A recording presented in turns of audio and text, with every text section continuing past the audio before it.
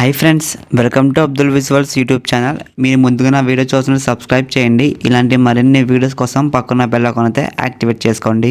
Airport authority of India New Delhi నుంచి అఫీషియల్గా notification release చేయడం జరిగింది. ఇంట్రెస్ట్ ఉన్న వాళ్ళు ప్రతి ఒక్కరితో ఖచ్చితంగా లైక్ చేయండి ఫ్రెండ్స్. అప్లికేషన్ అనేది మనకి ఆన్లైన్ రిలీజ్ అవుతుంది. 4th February రిలీజ్ చేస్తారని చెప్తున్నారు వాళ్ళు.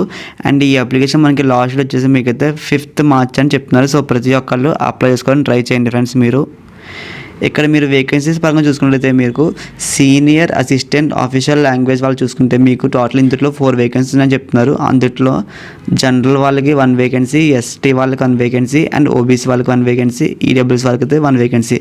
టోటల్గా మీకు సీనియర్ అసిస్టెంట్లో అయితే 4 వేకెన్సీ అని చెప్తున్నారు. అండ్ నెక్స్ట్ మీకు ఫిజికల్ హ్యాండిక్యాప్ వాళ్ళు కూడా 2 వేకెన్సీ ఉన్నాయి ఫ్రెండ్స్. ఫిజికల్ హ్యాండిక్యాప్ వాళ్ళు కూడా అయితే అప్లై చేసుకోవచ్చు ఈ జాబ్కి.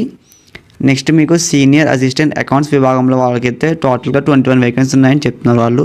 21లో మెయిన్గా మీకు జనరల్ వాళ్ళకైతే 10 వేకెన్సీస్, ఎస్సీ వాళ్ళకి 3, ఎస్టీ వాళ్ళకి 1, ఓబీసీ వాళ్ళకి 5 వేకెన్సీస్, ఈడబ్ల్యూఎస్ వాళ్ళకి 2 అండ్ రిమైనింగ్ ఫిజికల్ హ్యాండిక్యాప్ వాళ్ళకి కూడా ఉన్నాయి. సో ప్రతి ఒక్కళ్ళు అయితే అప్లై చేసుకోండి ఫ్రెండ్స్. నెక్స్ట్ మీకు సీనియర్ అసిస్టెంట్ ఎలక్ట్రానిక్స్ విభాగం టోటల్గా మీకైతే 47 వేకెన్సీస్ అయితే ఉన్నాయి.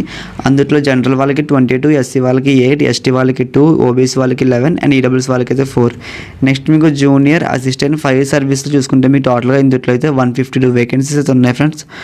152లో మీకు జనరల్ వాళ్ళకి అయితే 63 వేకెన్సీస్, 28 ఏమో ఎస్సీ వాళ్ళకి, 27 ఏమో ఎస్టీ వాళ్ళకి, ఓబీసీ వాళ్ళకి 39, ఈడబ్ల్యూఎస్ వాళ్ళకి 15. టోటల్గా మీకు ఇందులో జూనియర్ అసిస్టెంట్ ఫైర్ సర్వీస్లో అయితే 153 వేకెన్సీస్ అయితే ఉన్నాయి.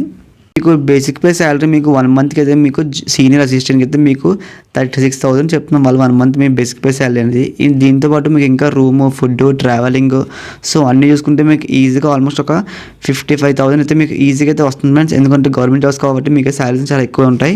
నెక్స్ట్ మీకు జూనియర్ అసిస్టెంట్ అయితే చూసుకుంటే మీకు 31,000 అని చెప్తున్నారు వాళ్ళు. ఇంకా నెక్స్ట్ మీకు రూము, ఫుడ్, ట్రావెలింగ్ అన్నీ చూసుకుంటే మీకు ఈజీగా 50,000 అయితే ఈజీగా వస్తాయి ఫ్రెండ్స్. జూనియర్ అసిస్టెంట్కి అయితే 31,000 అని చెప్తున్నారు వాళ్ళు. నెక్స్ట్ మీకు సీనియర్ అసిస్టెంట్కి అయితే 36 స్టార్టింగ్ అని చెప్తున్నారు వాళ్ళు. ఇక్కడ చూడండి friends, in additional basic pay dearness allowance peaks 35% basic pay, HRA and other benefits, so social security schemes, medical benefits, so ఇవన్నీ చూసుకుంటే మీకు ఈజీగా అయితే అమౌంట్ అనేది చాలా ఎక్కువ అయితే వస్తుంది ఫ్రెండ్స్. సో ప్రతి ఒక్కళ్ళు అప్లై చేసుకోవాలని ట్రై చేయండి ఫ్రెండ్స్. చాలామంది జాబ్స్ రావని అప్లై చేయడం మానేస్తారు. సో ఈజీగా ఉంటాయి.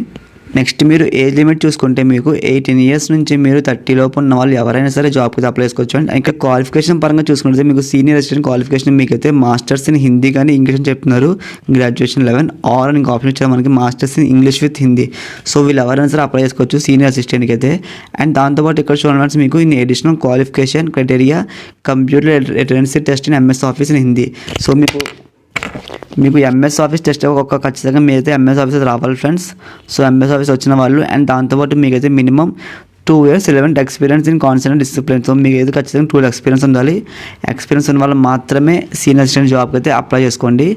నెక్స్ట్ చూసుకుంటే మీకు పోస్ట్ అనేది సీనియర్ అసిస్టెంట్ అకౌంట్స్ విభాగంలో వాళ్ళకి చూసుకుంటే మీకు ఇందులో బీకామ్ చదివిన వాళ్ళు ఎవరైనా సరే జాబ్కి అయితే అప్లై చేసుకోవచ్చు. అండ్ వాళ్ళకి కూడా దీనికి కూడా మీకైతే 2 years ఎక్స్పీరియన్స్ కావాలని చెప్తున్నాను. సో ఎక్స్పీరియన్స్ ఉంటే జాబ్కి అయితే అప్లై చేసుకుంటే నెక్స్ట్ మీకైతే సీనియర్ అసిస్టెంట్ ఎలక్ట్రానిక్స్ విభాగంలో వాళ్ళకైతే డిప్లొమా ఇన్ ఎలక్ట్రానిక్స్ కానీ టెక్నికల్ కమ్యూనికేషన్ కానీ రేడియో ఇంజనీరింగ్ వీళ్ళు ఎవరైనా అప్లై చేసుకోవచ్చు. మీకు 2 years ఎక్స్పీరియన్స్ ఉండాలని చెప్తున్నారు. ఇక్కడ మీకు చూసుకున్నట్లయితే మీకు సీనియర్ అసిస్టెంట్ అకౌంట్స్లో, సీనియర్ అసిస్టెంట్ ఎలక్ట్రానిక్స్, ఈ 3 jobsకి మీకు అయితే ఖచ్చితంగా 3 పోస్టులకి అయితే మీకు ఎక్స్పీరియన్స్ కావాలి. ఇక్కడ మీరు జూనియర్ అసిస్టెంట్ మీకు 5 సర్వీస్ చూసుకుంటే మీరు దీనికి ఎటువంటి ఎక్స్పీరియన్స్ అవసరం లేదు ఫ్రెండ్స్. సో ఫ్రెష్ ఎవరైనా అప్లై చేసుకోవచ్చు. దీని క్వాలిఫికేషన్ అయితే మీరు 10th పాస్ అవ్వాలి. 10thతో పాటు మీరు ఖచ్చితంగా 3 years డిప్లొమా పాస్ అవ్వాలి. మెకానికల్, ఆటోమొబైల్స్ ఈ ఫీల్డ్లో అయితే పాస్ అవ్వాలని చెప్తున్నారు వాళ్ళు. సో ఇన్ కేస్ మీరు 10th చదివి డిప్లొమా చదవకుండా మీరు ఇంటర్ చదివిన వాళ్ళు ఎవరైనా సరే వాళ్ళు కూడా అప్లై చేసుకోవచ్చు. 10th చదివి నెక్స్ట్ మీరు ఇంటర్ చదివిన వాళ్ళు ఎవరైనా సరే అప్లై చేసుకోవచ్చు. ఇంటర్లో మీరు ఎంపీసీ కానీ బైపీసీ సో ఏదైనా సరే అప్లై చేసుకోవచ్చు. ఇక్కడ చూడండి ఫ్రెండ్స్, బి ఆప్షన్ వాళ్ళకైతే ఇచ్చారు వాళ్ళు. 12th pass regular studies. So మీరైతే బి ఆప్షన్ కానీ అప్లై చేసుకోవచ్చు, ఏంటంటే ఏదైనా అప్లై చేసుకోవచ్చు. ఎటువంటి ఎక్స్పీరియన్స్ అవసరం లేదు ఫైర్ సర్వీస్ జాబ్కి అయితే. ఫిజికల్ ఫిట్నెస్ అని వాళ్ళకైతే eyesight, hearing, speech, minimum height, weight, chest so ఇవన్నీ మీకైతే వాళ్ళు చెప్తున్నారు. సో ఒకసారి మీరు పీడిఎఫ్ అయితే చూడండి ఫ్రెండ్స్. నేను డిస్క్రిప్షన్లో పీడిఎఫ్ లింక్ ఇస్తాను మీకు. ఇంకా మీకు సెలక్షన్ ప్రాసెస్ చూసుకున్నట్లయితే మీరు సీనియర్ అసిస్టెంట్ చూసుకుంటే మెయిన్గా మీకు సెలక్షన్ ప్రాసెస్ అయితే ఒక computer based test exam conduct చేస్తారు. అండ్ డ్యూరేషన్ మీకు అయితే 2 hours ఉంటుందని చెప్తున్నారు వాళ్ళు. కంప్యూటర్ బేస్డ్ టెస్ట్ అనేది మీకు టాపిక్స్ వచ్చేసి మెయిన్గా మీకు ఏమేమి ఉంటాయంటే మీకు 50% క్వశ్చన్స్ అనేవి మీకు మీరు చదువుకున్న దాంట్లో ఉంటాయి. ఇప్పుడు మీరు ఫైర్ సర్వీస్ జాబ్ చూసుకుంటే మీకు 12th అని చెప్పాం కదా. సో 12th అంటే మీరు ఇంటర్లో చదువుకున్న క్వాలిఫికేషన్లో మీరు ఇంటర్ చదువుకున్న దాంట్లో మీకు సిలబస్లో వాళ్ళైతే ఎగ్జామ్ కండక్ట్ చేస్తారు మనకి. నెక్స్ట్ మీకు 50% రిమైన్ 50% మీకు అయితే general knowledge, general intelligence, general aptitude, English. So ఈ టాపిక్స్లో మీకైతే ఎగ్జామ్ అయితే కండక్ట్ చేస్తారు వాళ్ళు. ఎగ్జామ్ మీకు క్వాలిఫై అయ్యాక మీరు డైరెక్ట్గా మీకైతే ఎంఎస్ ఆఫీస్ టెస్ట్ కండక్ట్ చేస్తారు. ఇక్కడ చూడండి ఎంఎస్ ఆఫీస్ అనేది. సో ఎంఎస్ ఆఫీస్ వచ్చిన వాళ్ళు ఎవరైనా సరే ఒకసారి ఇదైతే అప్లై చేసుకుని మీకు అయితే బాగా యూజ్ అవుతుంది. సో మీకు ఈ 2 రౌండ్స్ అయిపోయి మీకు ఫైనల్గా మీకు అయితే డాక్యుమెంట్ వెరిఫికేషన్ చేసి మీకు అయితే ఆన్ బోర్డింగ్ ఇస్తారని చెప్తున్నారు వాళ్ళు. నెక్స్ట్ మీకు రిమైనింగ్ సీనియర్ అసిస్టెంట్ అకౌంట్స్లో కానీ, సీనియర్ అసిస్టెంట్ ఎలక్ట్రానిక్స్లో కానీ, జూనియర్ అసిస్టెంట్ 5 సర్వీస్. సో అన్నింటిలో ప్రతి దాంట్లో సేమే ఫ్రెండ్స్. సో ప్రతిదీ ఇంత ఇక్కడ చూడండి 50% క్వాలిఫికేషన్, 50% క్వశ్చన్స్ అనేవి మీకు సబ్జెక్ట్స్ రిలేటెడ్గా ఉంటాయి. నెక్స్ట్ మీకు general knowledge, general intelligence. So ఇందులో ఉంటాయి మీకు.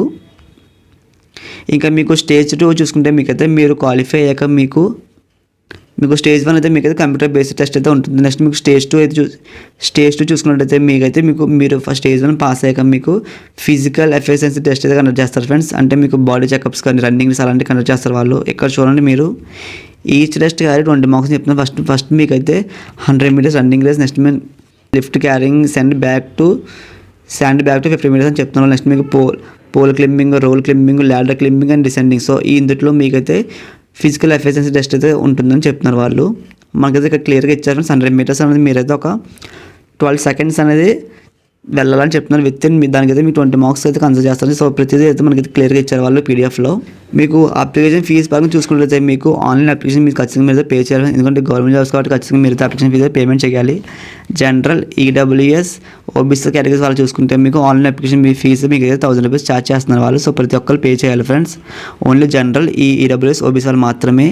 Women's, SC, ST, physical handicap, SRS వాళ్ళు చూసుకుంటే మీకు ఎటువంటి అప్లికేషన్ ఫీజు లేదు, ఫ్రీగానే అప్లై చేసుకోవచ్చు మీరు.